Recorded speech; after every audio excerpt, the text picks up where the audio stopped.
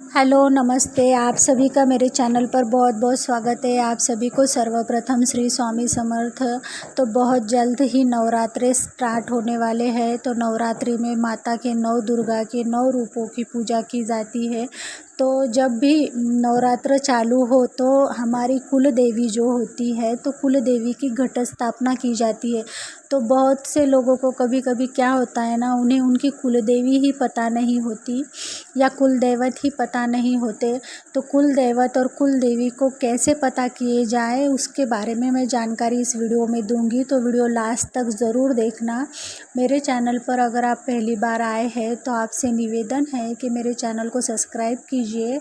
और अगर आपको और ऐसी ही पूजा के बारे में जानकारी चाहिए तो मुझे ज़रूर से कमेंट कीजिए। मेरा वीडियो अगर आपको पसंद आता है तो लाइक कीजिए, और जिनको इस चीज़ की ज़रूरत है उन लोगों तक इस वीडियो को शेयर कीजिए।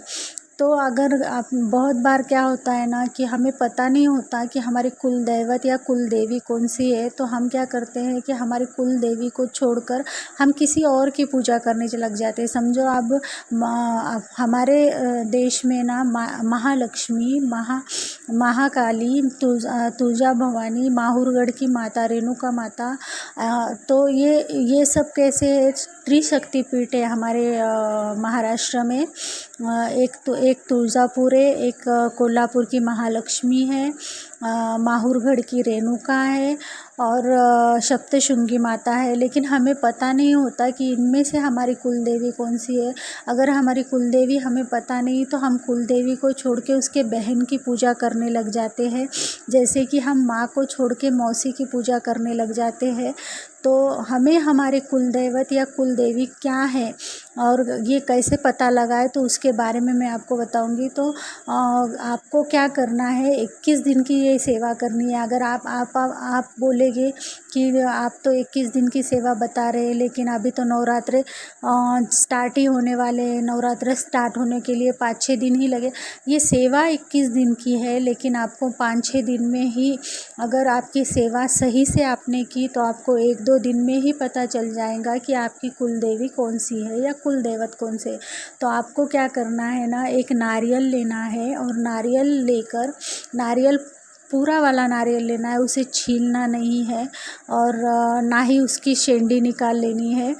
नारियल जैसा है वैसा ही लेना है, और उसे लेकर मंदिर के सामने शाम के टाइम पे प्रदोष समय में नारियल को मंदिर के सामने रखना है। और उसके ऊपर हमें जो भीमसेनी कपूर होता है तो वो कपूर जलाना है। और कपूर जलाते समय हमें मंत्र बोलना है। मंत्र कौन सा बोलना है, तो हमें श्री स्वामी समर्थ ये मंत्र बोलना है।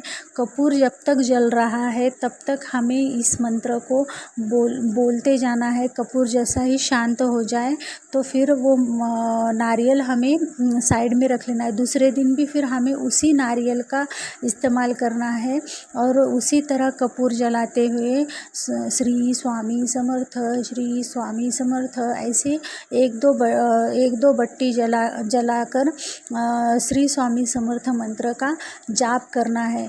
तो इससे क्या होगा कि अगर आपकी कोई भी कुल देवी या कुल दैवत है तो आपको स्वामी से प्रार्थना करनी है कि मुझे पता चल जाए, यह उपाय कर कि मुझे पता चल जाए कि मेरी कुल देवी कौन सी है, और मैं किस देवी की मैं आराधना करूं या किस देवी की मैं घट स्थापना करूं।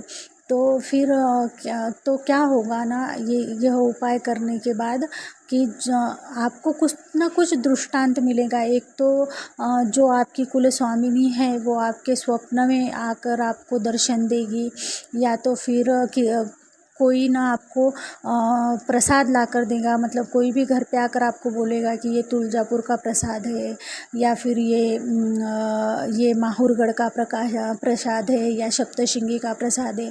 नहीं तो फिर क्या होगा ना कि कोई मांगने वाला बोलो या कोई ऐसा कुछ ना कुछ ये 4-5 दिन में जैसे ही आपने सेवा स्टार्ट की तो कुछ ना कुछ ऐसा दृष्टांत होगा कि आपको आपकी कुल देवी क्या है ये समझ आ जाएगी। जाएगी। तो मतलब कुछ तो ऐसा होगा कि कोई आपके दरवाजे के सामने आकर बोलेगा कि वाह मैं माहौरगढ़ को जाने वाला हूँ, तो आप कुछ मदद कर दीजिए या कुछ कर दीजिए। ऐसा कुछ ना कुछ आपको दृष्टांत मिल जाएगा और आपको पता चल जाएगा कि आपकी कुल स्वामिनी कौन सी है, और आपको कुल स्वामिनी की कौन से कुल स्वामिनी की पूजा करनी है। और मैं आपको बोलूँ क्या, तो आपके अगर कोई नहीं है तो समझो आप खानदान में, जो आपके खानदान में चुलत काका, काका ससुरे, काकी सास या चुलत दीर या चुलत जेठ वगैरह हो गए ना, तो वो जिस देवी देवता की सेवा करते हैं ना, वही देवी देवता आपके कुल स्वामिनी और कुल दैवत हो सकते हैं। तो आप उनसे भी जान सकती है कि तो आपके कुल दैवत कौन से हैं। नहीं तो फिर जो केंद्र होता है ना, स्वामी समर्थ का केंद्र अगर आपके पास होना, तो उस केंद्र में जब प्रश्नोत्तर विभाग होता है ना, उस प्रश्नोत्तर विभाग में भी आप आपके कुल देवी के बारे में पूछ सकती है। आपको ये सेवा 21 दिन तक करनी है। तो जब जब तक आप ये सेवा कर रही है, तब आपको दूसरों के घर के अन्न का प्राशन नहीं करना है, पर अन्न वर्ज्य होता है। कोई भी संकल्प युक्त सेवा जब हम करते हैं, तो तब हमें दूसरों के घर का अन्न नहीं खाना चाहिए, उस अन्न से हमें दोष लगते हैं। और आपके घर में अगर सूतक पड़ गया है, तो आप ये सेवा नहीं कर सकती। और अगर आपको मासिक धर्म चालू है, तो मासिक धर्म पूरा हो जाने के बाद आप ये सेवा चालू कर कर अपनी कुल दैवत या कुल देवता कौन से है, ये जानने के लिए ये सेवा कर सकती है। आपको मेरी दी गई जानकारी अगर अच्छी लगी हो, तो मेरे चैनल को लाइक कीजिए और ज़्यादा से ज़्यादा लोगों तक इस जानकारी को शेयर कीजिए। जिनको इनकी ज़रूरत है उन तक ये जानकारी ज़रूर पहुंचाइए। मेरे चैनल पर पहली बार आए हैं तो मेरे चैनल को ज़रूर से सब्सक्राइब कीजिए। आपको और ऐसी जानकारी अगर जाननी है या स्वामी सेवा के बारे में जानना है, तो मुझे कमेंट कीजिए, तो मैं ज़रूर से आपको बताऊंगी कि स्वामी सेवा कैसे करनी चाहिए। मिलते हैं नेक्स्ट वीडियो में, तब तक के लिए सबको श्री स्वामी समर्थ।